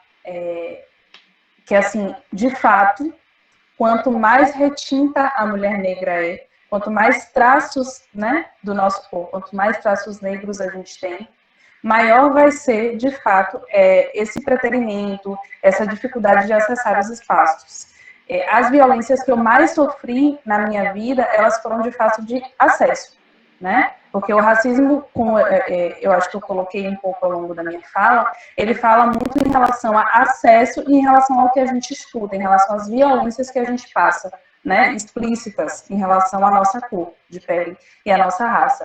Então, as violências que eu mais sofri ao longo da minha vida foram, de fato, as violências estruturais, de acesso ao ensino, acesso à educação, acesso a locais, né, espaços de saúde, essas dificuldades estruturais por causa da minha família, né, da estruturação que a minha família teve. Mas em relação à minha cor de pele, de fato, eu sofri isso em menos espaços, né, do que muito provavelmente muitas mulheres mais retintas que eu conheço. Eu acho que uma coisa que eu sempre lembro muito, eu passei em São Paulo, eu morei uma época em São Paulo, eu não sei, enfim, quem aqui já foi ou conhece, mas eu acho que a fama de São Paulo é amplamente percebida, né, de que é um local extremamente racista. E aí eu lembro que lá, além de racismo, eu sofri xenofobia também por ser nordestina. Então, de fato, nunca houve esse questionamento, mas é uma coisa que eu sempre penso, né? Eu acho que é importante, toda vez que a gente fala, por exemplo, sobre preterimento, sobre a solidão da mulher negra, sobre essas violências, a gente tem que lembrar que existem mulheres, infelizmente, que elas passam muito mais por isso do que outras, ainda que todas nós sejamos negras. Não sei se respondi seu questionamento, ou que você trouxe, mas enfim, estou aberta aí.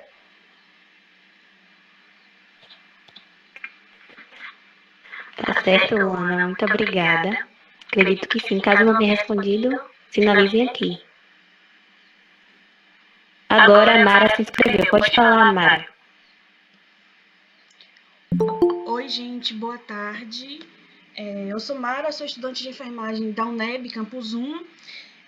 Primeiramente, eu gostaria de agradecer a Luana e a Helder por esse espaço, né, por contribuições tão importantes de um tema tão importante também, e que, aos poucos, depois de anos e anos, tem tomado um certo protagonismo, tem mais interação dentro da nossa sociedade. E aí eu queria abordar sobre 2 pontos que, como estudante de saúde, a gente não pode deixar de falar. Primeiramente, é sobre essa relação direta, né, de questões epidemiológicas com o racismo. Durante, né, a travessia em que os colonizadores eles mandavam negros escravizados aqui para a América, né, especialmente América Central e América do Sul, houve uma grande mudança, especialmente nas rotas dos tubarões, porque muitos negros eles morriam, né, nos navios e eles eram lançados ao mar. E isso era um grande atrativo para os tubarões, né, que seguiam atrás dessa carne, digamos assim, como sempre foi tratado de uma forma muito pejorativa. E outra consequência disso tudo, dessa travessia, como as pessoas negras, elas eram privadas de alimento, do acesso à água, o corpo criou um mecanismo para se preservar, para preservar a sua vida. E isso meio que causou alterações metabólicas que hoje a gente percebe através, como eu trouxe anteriormente, na epidemiologia, de que a população negra ela é mais afetada por hipertensão arterial e também por questões de outras doenças crônicas, como é o caso do diabetes, né? Mas especialmente em respeito à hipertensão. Tem um texto que foi feito pela professora Suiane Costa e saiu em um site que é almapreta.com. E aí ela traz no texto que foram feitas pesquisas científicas que mostram como o estresse crônico ele está relacionado a experiências do racismo. Por exemplo, como o racismo ele impacta diretamente nas questões, nas funções metabólicas e imunológicas da pessoa. E ela, no texto, pontuou algumas questões que eu vou trazer bem rapidamente aqui, para não me alongar, e fala especificamente sobre a disfunção do eixo hipotálamo-hipófise, que causa mudanças metabólicas secundárias e mudanças importantes, como maior resistência à insulina, e isso vai reverberar na questão da diabetes. Também o impacto do racismo no sistema da pessoa, ele provoca aumento de citocinas pró-inflamatórias que diminui a resposta antivirais inatas, e a gente está diante de uma pandemia que é causada por um vírus, e a gente vê que essa população negra e pobre é a mais afetada, é a que tem maiores índices de letalidade.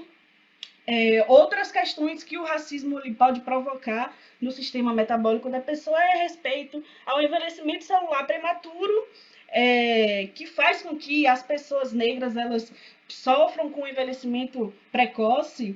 E eu queria trazer só uma experiência sobre a questão do coronavírus aqui em Salvador, especificamente. Dentro da UNEB, a gente tem um projeto que é o UNEB contra o coronavírus, e eu estou participando desse projeto de extensão como monitora voluntária. E aí a gente recebe listas do LACEN, que é o Laboratório Central, e essas listas vêm com pacientes que testaram positivo, e a gente faz o monitoramento de pacientes de determinados bairros e faz também o rastreamento de contatos. Por exemplo, a gente entra em contato com as pessoas que tiveram contato com o paciente índice, né, que é o paciente que testou positivo. E nessas listas que a gente recebe, é contado assim de dedo o número de pessoas que têm o quesito raça-cor discriminado. A gente ainda vê que essa questão da raça-cor ela tem sido muito apagada, trazendo numa questão de saúde, mas a gente não pode deixar de mencionar quem é a população que mais sofre com todas essas questões. E aí a gente precisa reforçar sempre que a luta antirracista, ela traz sobre si um debate que não pode ser superficial, né? Que não é apenas sobre questões identitárias, sobre quem pode ou não usar trança, usar turbante. Na verdade, é muito isso, porque o impacto que causa na vida da população negra que passa por isso, ele é muito profundo. E aí a gente precisa do aparato do Estado para que se tenha políticas públicas efetivas, né? A gente já tem aí como experiência a política nacional da população negra, mas que ainda é muito pouco considerado todas essas questões de anos e anos de preconceito, de dificuldade no acesso a um serviço básico, a um direito humano que é negado para a população negra. Eu encerro minha fala.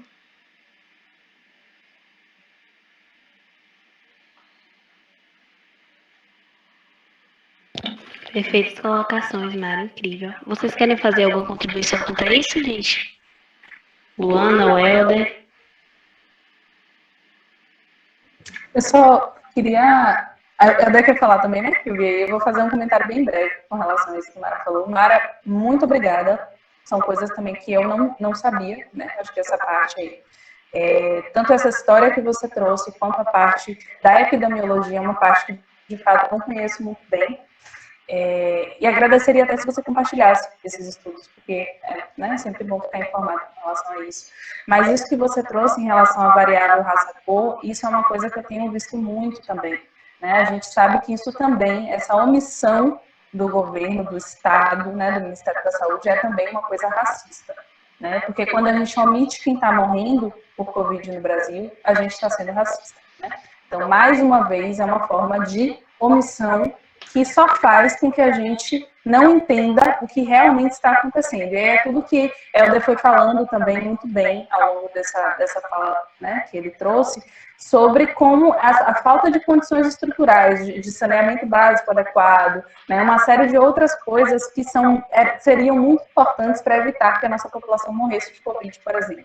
Então, é só para realmente reafirmar isso, que vocês trouxeram muito bem, e para dizer que quando a gente está falando de racismo, a gente precisa, de fato, né, para todos nós que somos da área de saúde, a gente precisa colocar nos nossos prontuários a variável raça-cor dessa pessoa. A gente precisa considerar isso em todas as análises que a gente for fazer. Então, é uma coisa para a gente realmente forçar esse tipo de debate, porque pode parecer que é uma coisa pequena, mas isso aí já é uma questão muito importante para que políticas públicas sejam colocadas, né, para que a gente saiba exatamente como endereçar um tratamento adequado àquela pessoa. Então, realmente é uma coisa muito importante, Mara. Obrigada por sua contribuição também, achei massa. Não, gente, sem comentários, era muito essa pegada de Luana mesmo, perfeito. Perfeito. Acho que até então temos mais comentários sobre. Gente, só para lembrar que a lista de presentes já está aí no chat, viu? Podem assinar. Temos mais um tempinho, podem se colocar, não fiquem com vergonha, não.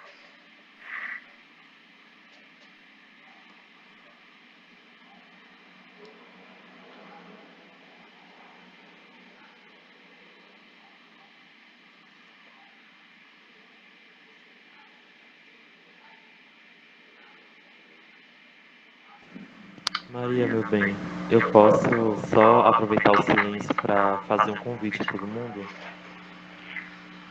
Perfeito. Depois disso a gente encerra. Pronto, perfeito. É bem rápido. Só para pedir para vocês não saírem até o finalzinho, para a gente poder tirar uma foto coletiva com uma plaquinha e tal, porque hoje é um dia nacional também de mobilização em defesa da educação e de congregar todas as pautas aí que a gente tem construído na UNE, junto aos diretórios acadêmicos, aos DCEs no Brasil inteiro, desde a revogação dos cortes do orçamento indicados para o ano que vem para as universidades federais, quanto o debate da política de assistência infantil nas universidades estaduais, que muitas não possuem, a política de cotas está sendo duramente atacada, a redução das mensalidades das universidades privadas, que também tem sido uma pauta em vários estados, inclusive aqui na Bahia. A gente aprovou pela UEB, né, um projeto de lei, só que várias universidades privadas estão recorrendo, colocando liminar e ganhando essa liminar também na justiça e tal. Então, é o dia também de a gente utilizar essas pautas e pedir quem sentir a vontade de tirar uma foto, postar no próprio Instagram, nas redes sociais, marcar a Uni Oficial, UNE, a UEB, União dos Estudantes da Bahia, enfim, e para a gente poder repostar também e ampliar essa mobilização, viu? Prontinho, tá certo, Anne. Muito obrigada pela informação.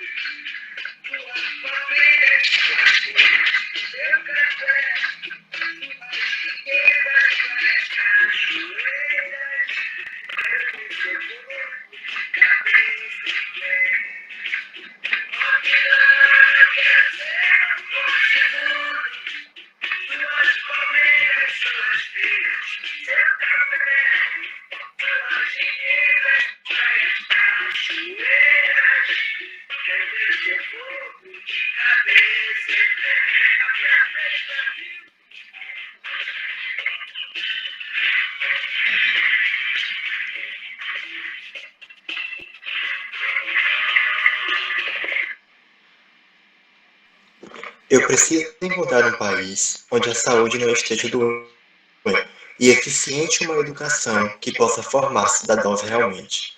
Eu preciso encontrar um país onde a corrupção não seja um hobby, que não haja injustiça, porém a justiça não ouse condenar só negros e pobres. Eu preciso encontrar um país onde ninguém enriqueça em nome da fé, e o prazer verdadeiro do crack seja fazer gols como Garrincha. Obrigada, mané. Preciso encontrar um país onde tenha respeito com austero pudor. Qualquer pessoa em pleno direito diga adeus preconceito de raça e de cor. Eu preciso encontrar um país onde ser solidário seja um ato gentil. Eu prometo que vou encontrar e esse país vai chamar-se Brasil. Bem, gente, com isso que a gente encerra a nossa live de hoje e aproveitando, convidamos vocês para participar dessa foto que o Helder sugeriu para a gente.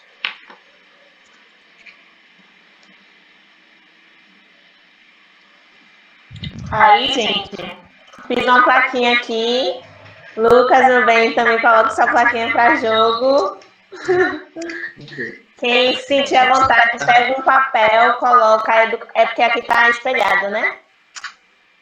Mais tarde, educação.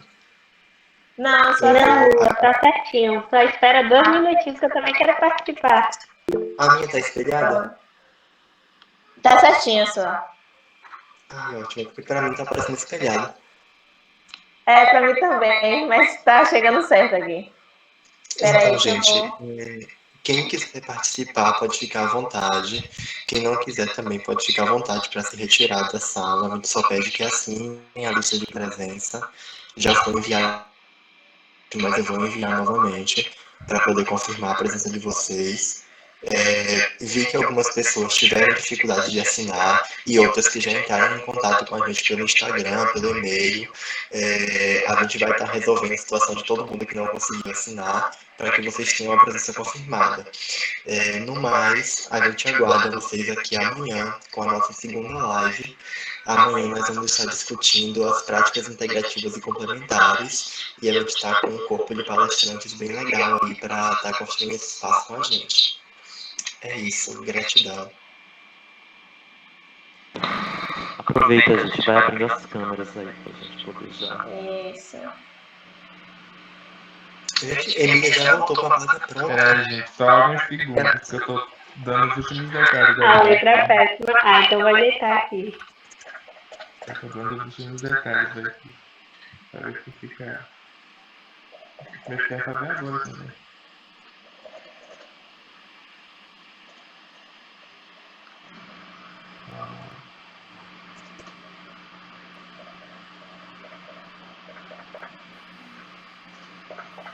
Gente, não deu esse de arte. Ai, gratidão, Miriam. Fora Bolsonaro, pelo amor de Jesus Cristo, não aguento mais. Ai, cara. Bora? A Alisson tá decorando a placa. Tá decorando mesmo. Bora. Peraí que eu vou tirar o print. Alguém tá no computador, tira aí, ó. Vem, aperta aqui. Não, calma, Luiz, o microfone tá ligado.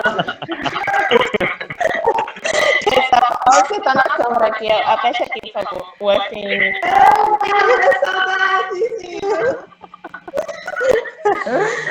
Ó, aperte o FN aqui. Pronto. 1, 2, 3 e... Acho que foi. Deixa eu ver aqui. Pronto, pode soltar. Peraí, gente.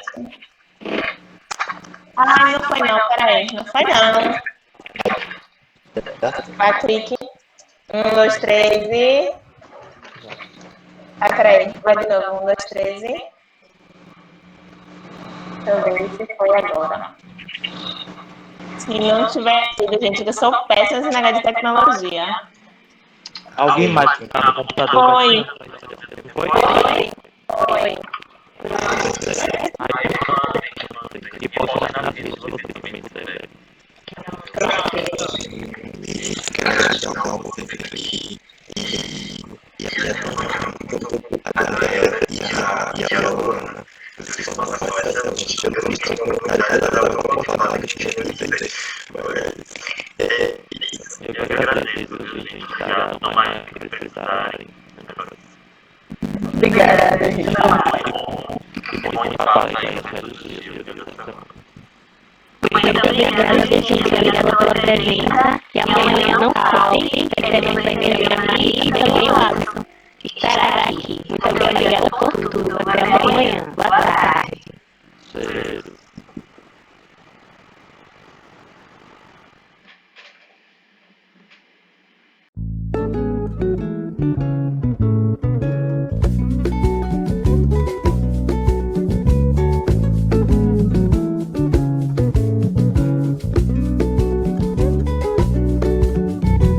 Me lanço feito um kamikaze.